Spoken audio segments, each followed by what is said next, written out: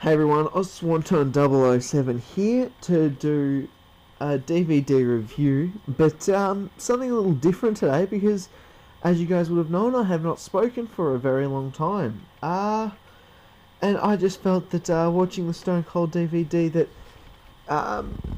with documentaries, I have now decided that I will talk about the documentary sections and just stick some music on with some star ratings and some pictures for the non-documentary part, so I can give a little talk about the documentary and stuff. Okay, so we've got Stone Cold's DVD. I've only watched the first disc so far, so yeah, the documentary is awesome. Everyone needs to watch it. Anyone who's just started watching wrestling, doesn't know wrestling, it's just a fantastic overview of Stone Cold's career. It doesn't go into any personal stuff, but it's just great to show his whole career. And the thing is that they don't miss a beat. There's nothing that they miss. They talk about everything. They talk about how he got started. They talk about WCW. They spoke about WCW for about a half an hour. By the time he gets to the WWE, they're about 50 minutes into the DVD, which you don't usually see on these types of DVDs. WWE likes to talk about WWE and nothing else. But that's something that was really good about this, and they really spent a lot of time on everything. Like, they gave the documentary a full 2 hours and 30 minutes. Like, you don't see that on DVDs these days. You don't see WWE using the full 3 hours on a DVD. Like, they gave an extra 15 minutes for extras at the end and 5 stars worth of extras, and the only reason why the extras are there because they wouldn't fit into the documentary portion. They're like little stories and that just wouldn't fit into a documentary. They're just, yeah, I don't know what else to say. It's an amazing documentary. It might I'm not going to try and go into detail about anything because it's really something that everyone has to watch themselves because it's just that great. You can't really say it any other way. He talks about his favourite rivalries. I think the only thing that I was pissed off that they missed was his rivalry with Triple H, which happened at the end of 2000, which that kind of shut me up the wall a little bit. But that was about it. That was the only thing that really pissed me off about the whole documentary. But it's still it's not enough to drop any star ratings. Not give it a 4 3/4. It's a 5-star documentary, better than the ECW documentary. If I could give it 6 stars, I would, but I can't. Disc 1, 10 out of 10, guys. 10 out of 10. So everyone, comment, like, and subscribe. I'm a Swanton007. Thank you. And you can listen to Stone Cold's theme song for the rest of the thing. Please keep watching. If you prefer me talking, put some comments, and I'll consider talking again. So guys, thanks. So guys, Disc 2, I decided to talk about everything from now on. The first match of Disc 2 was it was Steve Austin versus Gentleman Chris Adams from the USWA in May 1990. This was actually not a bad match. It's really good. It was really good to see some really good old footage that showed Steve Austin when he was young, just getting into the business. And he really had a natural flair when he just started. It was really amazing just to see that sort of match. 2.5 stars. I think Steve won or something, or it's a draw or a count out. Then you've got WCW Saturday Night, Steve Austin and Ric Flair versus Sting and Ricky Steamboat. Now, for how long they focused on WCW in the documentary, you'd think that they'd put maybe another match, maybe 3 matches on these discs. But no, they put this one in, and it's a fantastic match. 3 3/4 stars. It's good to see all these legends in there, and really shows off Steve Austin and how good he was. And you look at this match and you wonder why they didn't push him to the moon, because he was an amazing wrestler in 1994, and he was good on the mic. You can see from the promos in Disc 4, and it's a real shame that they didn't push him. They lost a lot of money. Then you've got Stone Cold Steve Austin versus Jake the Snake Roberts at the King of the Ring.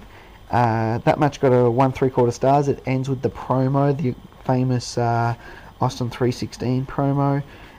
They just put this in there because it was a historical match for Stone Cold. It wasn't any good. It only lasted like 5 minutes or something. He just dominated Jake the Snake after coming back from the hospital with an injury.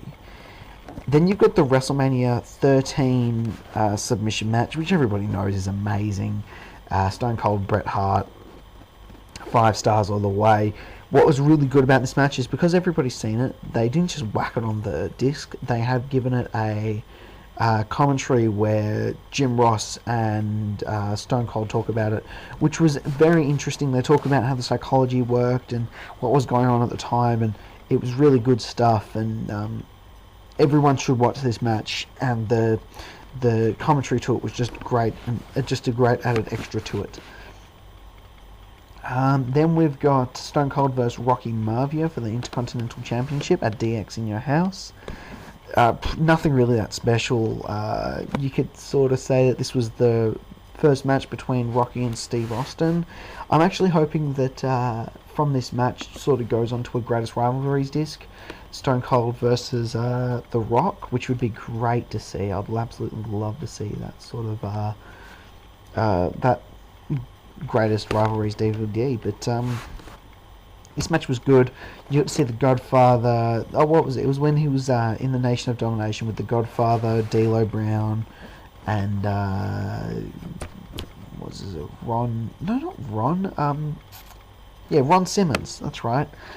And that was really good. It showed the young rivalry that they had, and it wasn't much of that great a match, but you got to see Stone Cold do some great stuff to his truck, his pickup truck. Did some stunners on it, threw some people into it. Good stuff. 2 1/4 stars low. Match overall wasn't that great. Then we've got the WrestleMania 14 match between Stone Cold and Shawn Michaels. Now this was probably my favourite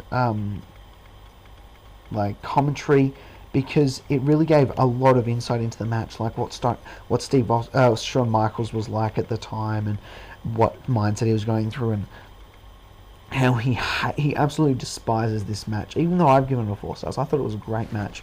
Stone Cold comes out the win with his first ever title, and Shawn Michaels had a great match under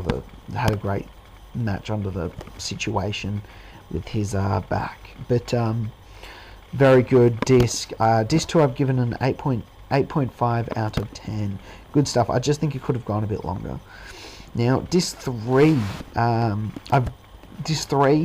starts with Stone Cold Steve Austin versus Drew Love in a no disqualification Falls Count Anywhere match at Over the Edge. This is one of my all-time favourite matches. I was a huge fan of this being on the disc, as it was amazing.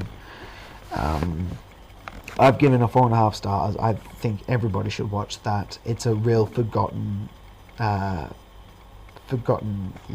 great match. Just a forgotten favourite of mine. Then you've got Stone Cold versus The Undertaker. The only real good thing about this match, I think the rivalry was a good thing about the match, but Undertaker came off the top rope in some great exhibition, and did an elbow through the table or something. That was like the highlight of the match. 3 1/4 stars.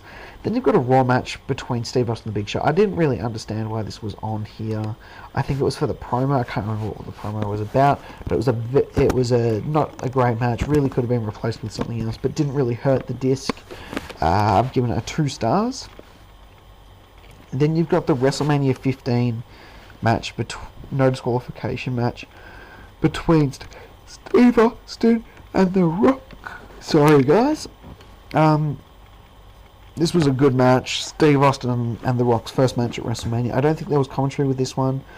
I think instead, I've given that match a 4 star. Instead, they gave it to the WrestleMania 17 match, no disqualifications, which was definitely the best match of their WrestleMania feuds.